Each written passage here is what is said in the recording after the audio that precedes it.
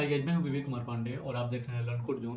और इस वीडियो में हम लोग एक जावा स्क्रिप्ट के एक ऐसे टॉपिक के ऊपर बात करेंगे कि जो कि बिल्कुल जो बिगनर्स हैं उनके लिए ये काफ़ी डिफ़िकल्ट होता है समझना, या फिर वो नहीं समझ पाते इस चीज़ों को, या फिर जो भी एक्सपीरियंस भी है, जिनको थोड़ा बहुत एक्सपीरियंस है उनके लिए भी ये कई बार समझना बहुत मुश्किल हो जाता है कि इसमें क्या डिफरेंस है। जैसे कि है इसमें कि नल, अनडिफाइंड और अनक्लियर्ड, इन तीनों में जो वेरिएबल्स हैं, इन तीनों में जो वेरिएबल हम लोग असाइन करते हैं या फिर जो भी इसका एरर आता है, तो इसको समझना बहुत ही मुश्किल होता है बिगनर्स के लिए, स्पेशली मैं बोल रहा हूँ। तो चूंकि ये जो वीडियो है वो बिगनर्स के लिए ही है, तो इसमें हम लोग देखेंगे कि इसका डिफिनेशन क्या है, ये क्यों, इसका अगर एरर आता है तो क्यों आता है, और इस एरर को सॉल्व करने के लिए क्या हम लोग को करना पड़ेगा। ठीक है, तो सबसे पहले जो हम लोग बात करते हैं वो बात करते हैं नल के ऊपर। अक्सर ये प्रॉब्लम आता है कि जो type is null is object, ठीक है। तो इस टाइप का जो एरर आता है, तो नल, अनडिफाइंड और अनक्लियर, इन तीनों में क्या डिफरेंस, इसके बारे में बात करते हैं। तो जो नल का डिफिनेशन है, वो नल का डिफिनेशन कुछ इस तरह से है: null is a assignment value that represent the intentional options of any object value. It's used to indicate that a variable should have no value. तो इसका मतलब ये है कि ये जो डिफिनेशन है वो ये बोल रहा है कि जो नल है वो ये बताना चाहता है कि इसमें जो भी वेरिएबल आपने बनाया है उस वेरिएबल में कोई भी वैल्यू नहीं है, मतलब कि कोई भी वैल्यू उसमें असाइन नहीं किया गया है, या फिर कोई भी वैल्यू ही नहीं है उसमें। जैसे इम्प्टी भी नहीं है, इम्प्टी का भी एक कैरेक्टर होता है, ठीक है, लेकिन यहाँ पे इम्प्टी भी नहीं है। ठीक है, और ये इस केस में आता है, सपोज मान लीजिए कि आपने क्या किया, एक वेरिएबल बनाया। सपोज मान लीजिए आपने एक वेरिएबल बनाया जावास्क्रिप्ट में, और जावास्क्रिप्ट में वेरिएबल बनाने के लिए हम लोग यूज कर सकते हैं लेट। तो मैंने एक वेरिएबल बनाया जिसका नाम है एक्स, और उसमें मैंने पास कर दिया है नल। ठीक है, तो नल जब यहाँ पे पास कर दिया मैंने, जब मैं इसको प्रिंट करूंगा तो इसका वैल्यू आता है यहाँ पे नल। ठीक है, क्योंकि मैंने नल ओबियसली यहाँ पे नल असाइन किया है। तो नल का बेसिकली मतलब यही है कि यहाँ पे कोई भी वैल्यू नहीं है। ठीक है, जो भी आपने वेरिएबल बनाया है उसमें कोई भी वैल्यू आपने नहीं डाला है, वहाँ पे आपने नल डाला है। ठीक है, या फिर जहाँ से भी वैल्यू आप ले रहे हैं, ठीक है, वहाँ पे नल है, वहाँ पे कुछ नहीं है। अब दूसरा जो पॉइंट है इसमें है वो अनडिफाइंड। तो अनडिफाइंड का डिफिनेशन कुछ इस तरह से होता है: undefined is a value automatically assigned to a variable that है declared but not at assigned a value. It also represent the options of value at the function level. ठीक है, अब अनडिफाइंड का बेसिकली मतलब यह है कि ये काफ़ी बार ये एरर आता है कि जो वैल्यू आप यूज कर रहे हैं वो अनडिफाइंड है। इसका एरर जावास्क्रिप्ट में अक्सर आता है, जब भी आप कंसोल में देखिएगा तो इसका एरर अक्सर आता है। ठीक है, इसमें क्या हुआ, जैसे पहले एक केस में आपने क्या हुआ कि आपने एक वेरिएबल बनाया था एक्स, ठीक है, और उसमें वैल्यू किया था आपने असाइन नल।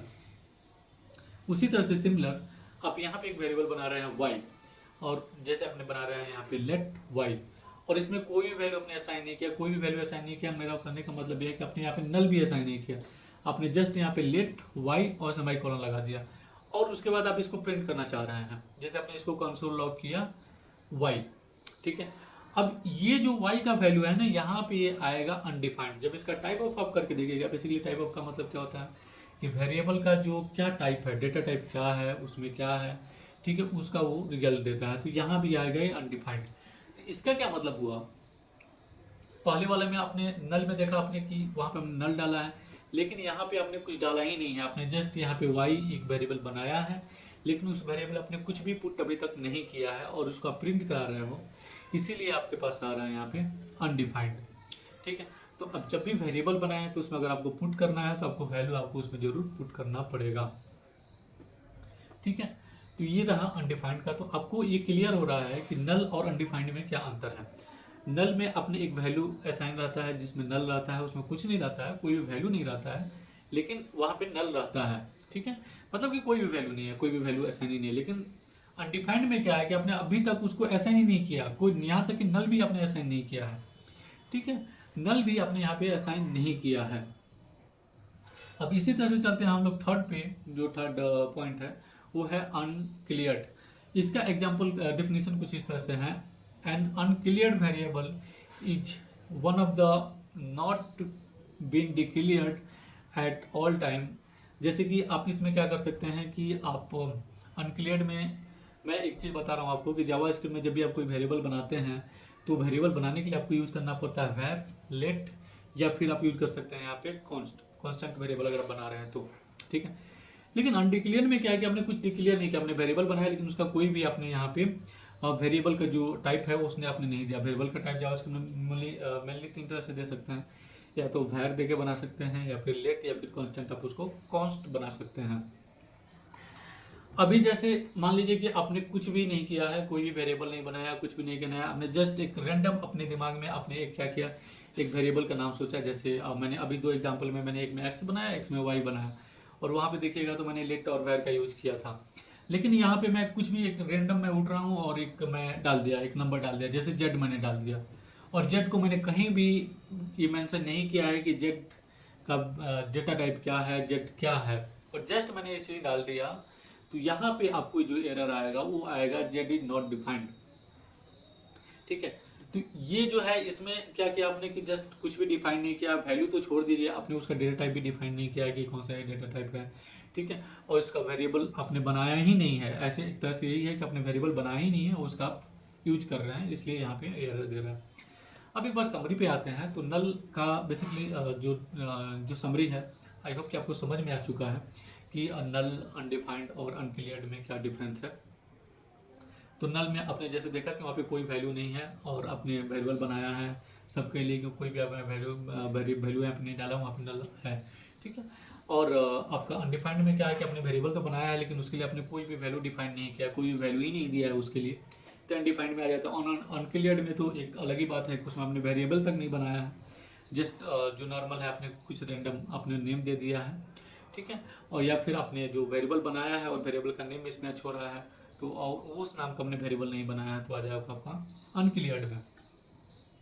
समरी हम लोग एक बार देख लेते हैं जो तीनों है, ठीक है। तो नल आपका इंटेंशनल असाइनमेंट है, ठीक है। इसमें आपको एग्जिस्ट करता है कि आपने को या तो इम्पटी डाला है या फिर कोई ऑब्जेक्ट, नॉन एग्जिस्टेंस ऑब्जेक्ट आपने यहाँ पे डाला है, और उसका जो टाइप होगा वो होगा रिटर्न टाइप, जो होगा वो होगा ऑब्जेक्ट, ठीक है।